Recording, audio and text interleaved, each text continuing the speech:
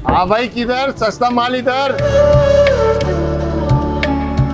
दुकान का नाम है कुरैशी बीफ शॉप, सही है। और दूसरी चीज, ये हमारा दावा है कि हमारी दुकान पे क्या पूरी कराची में इतना सस्ता गोश्त नहीं मिलेगा।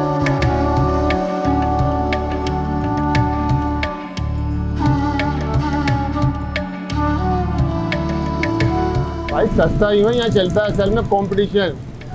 दूसरी चीज के बगैर पानी का और 600 और 800 बेचते हैं। हड्डी वाला 600 है, बगैर हड्डी 800 है। ये देख लो, आप चाहे दबा के देखो, जैसे भी देखो।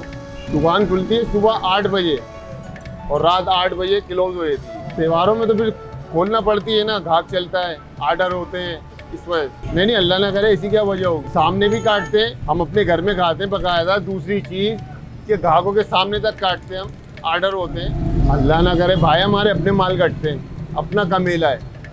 अगर हमें जरा सा ही फॉल्ट दिखता है ना, ये जानवर में ऐसा है, तो हम उसको वापसी भेज देते हैं। अल्हम्दुलिल्लाह हम ग्राहकों के सामने भी काटते हैं, और किसी को अगर शक लगता है तो वो आके भी देख सकता है। भाईजान दुकान का नाम है कुरैशी बीफ शॉप, सही है।